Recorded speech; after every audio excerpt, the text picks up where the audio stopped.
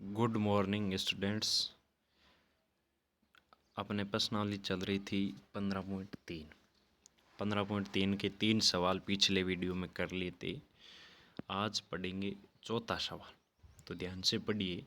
यदि एक वृत्त का परिमाप एक वर्ग के परिमाप के बराबर हो, वृत्त का परिमाप वृत्त की परिधि वर्ग के परिमाप के बराबर हो तो उनके क्षेत्रफलों का अनुपात ज्ञात करना है। किन के क्षेत्रफलों का अनुपात? वृत्त का क्षेत्रफल और वर्ग के क्षेत्रफल। तो प्रश्नानुसार वृत्त का परिमाप वर्ग के परिमाप के बराबर। वृत्त के परिमाप का सूत्र होता है 2πr और वर्ग का परिमाप होता है 4 गुणा भुजा।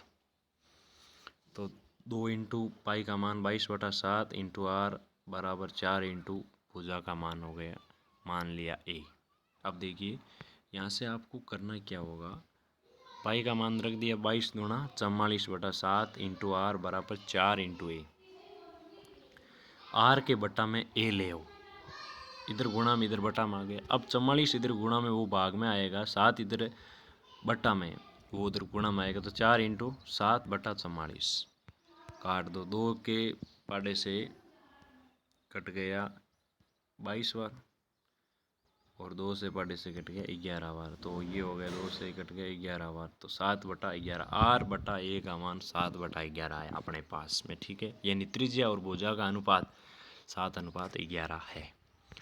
अब अपन ज्ञात करेंगे वृत्त का क्षेत्रफल और वर्ग के क्षेत्रफल का अनुपात। तो वृत्त का क्षेत्रफल का सूत्र होता है πr², वर्ग का क्षेत्रफल होता है भुजा स्क्वायर। तो पाई आर का भी स्क्वायर है, भुजा का भी स्क्वायर है। तो कोष्टक में लिख दिया आर बटा ए का होल स्क्वायर, क्योंकि आर बटा ए का मान अपने पास में 7/11 है।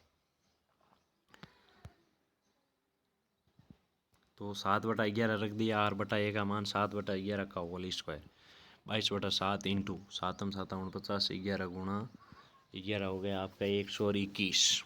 22 गुणा 7 7 49 ये कट गया 7 बार। तो 22 इंटू 7/121। अब 11 से पढ़ने से कट गया 11 दूना 22,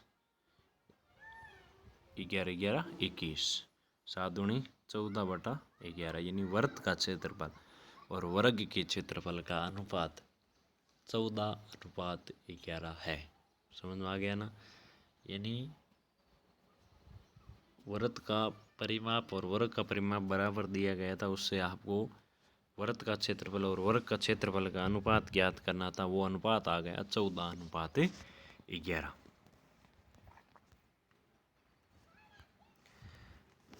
पांचवा सवाल है, यदि वृत्ताकार पारक की त्रिज्या 3.5 मीटर है, जो आपको सामने दिख रहा है वृत्ताकार पारक, इसकी त्रिज्या जो अंदर वाला है उसकी त्रिज्या, इसके बाद चारों ओर 1.4 मीटर चौड़ा फुटपाथ बना दिया, इसको बोलते हैं फुटपाथ बना दिया।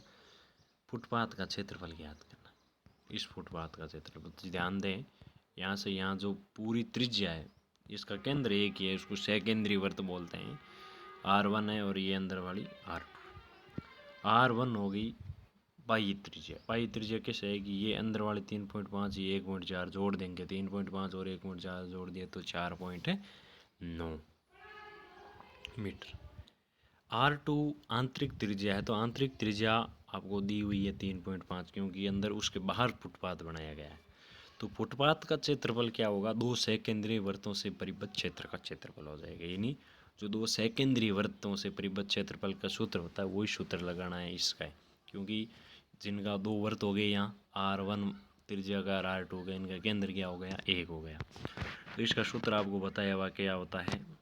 पाई R1 का स्क्वायर माइनस R2 का स्क्वायर, यानी ए स्क्वायर माइनस बी स्क्वायर। इसको ऐसे भी लिखा जा सकता है R1 plus R2 R1 minus R2। यानी ये सरल समीकरण यहाँ आपको लगानी होगी थी, ए माइनस बी और ए प्लस बी। तो R1 plus R2 R1 minus R2, R1 का मान है 4.9 और R2 का मान है 3.5। तो पाई का मान 22/7, R1 4.9 प्लस 3.5, 4.9 माइनस 3.5, 22/7। इनको जोड़ दिया तो 8.4, इनको घटा दिया तो 1.4 आ गया। घटाना जोड़ना से आता है ना, 4.9 है जैसे 3.5 घटाना है तो पॉइंट के सीध पॉइंट रखा, 9 में से 5 गया 4 पॉइंट, 4 में से 3 गया 1। इस प्रकार से आपको घटाना, इस प्रकार से जोड़ देना है।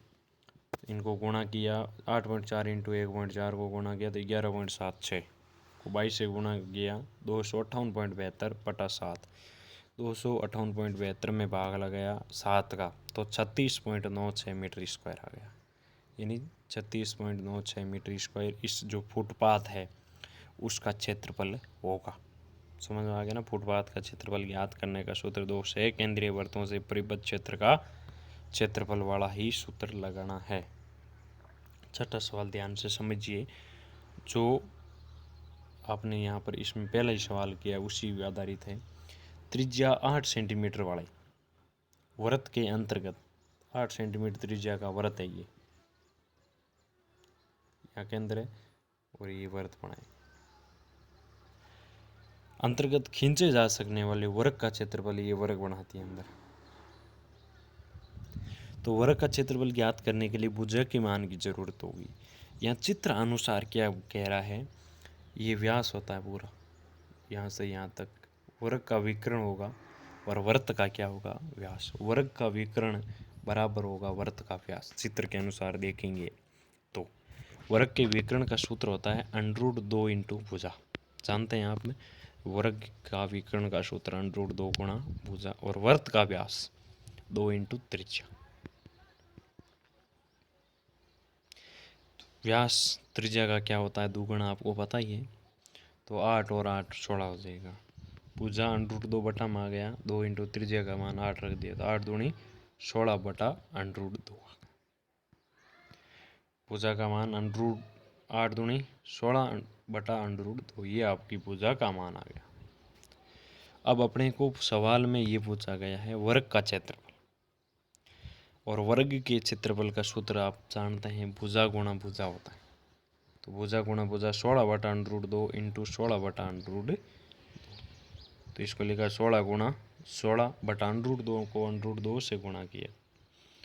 आपको बताया हुआ है क्या होता है √4, और √4 का वर्गमूल क्या होता है 2। तो ये 2 आ गया, 2 से 16 गुणा 16 हो गया 256 बटा 2, 256 में 2 का भाग लगा 128 सेंटीमीटर स्क्वायर, यानी वर्ग का क्षेत्रफल 100, जो वर्ग का क्षेत्रफल आपको पूछा गया वो आ गया 128 सेंटीमीटर स्क्वायर। ठीक है, इस प्रकार से आप ज्ञात कर सकते हैं। तो ये सभी सवाल आप रफ में मिलाने हैं। कोई भी समझ में नहीं आता उसको 2 बार देखो 3 बार देखो, नहीं देखने पर भी समझ में नहीं आता फिर पूछो। पूरा वीडियो में समझाया जाता है, ये ऐसे आता है, इसको इधर बराबर में संख्या है तो उसको उधर भेजेंगे तो गुणा में तो भाग में जाएगी, भाग में तो गुणा में जाएगी, इस प्रकार पूरा समझाया जाता है। धन्यवाद।